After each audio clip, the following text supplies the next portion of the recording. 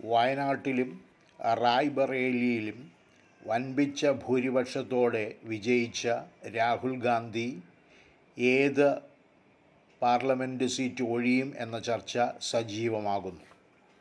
വയനാട് നിലനിർത്തി റായ്ബറേലി ഒഴിയുകയാണെങ്കിൽ പ്രിയങ്ക ഗാന്ധിയെ അവിടേക്ക് നിയോഗിക്കാനും സാധ്യതയുണ്ട്.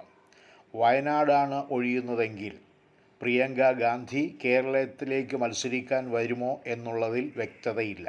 എന്നാൽ അത്തരം അനൗദ്യോഗിക ചർച്ചകളൊക്കെ കോൺഗ്രസ് അണിയറയിൽ ശക്തമാണ്. വയനാട്ടിൽ കേരളത്തിൽ നിന്നുള്ളവർ മത്സരിക്കട്ടെ എന്ന് തീരുമാനിച്ചാൽ നറുക്കു വീഴുന്നത് കെ മുരളീധരനായിരിക്കും.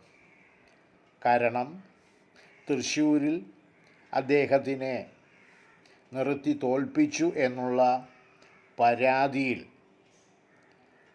കലഹിച്ചിരിക്കുന്ന മുരളീധരനെ അനുനയിപ്പിക്കാനുള്ള ശ്രമത്തിൻ്റെ ഭാഗമായിട്ട് വയനാട് മത്സരിപ്പിച്ച് വിജയിപ്പിക്കുവാൻ കോൺഗ്രസ് മുതിർന്നേക്കും.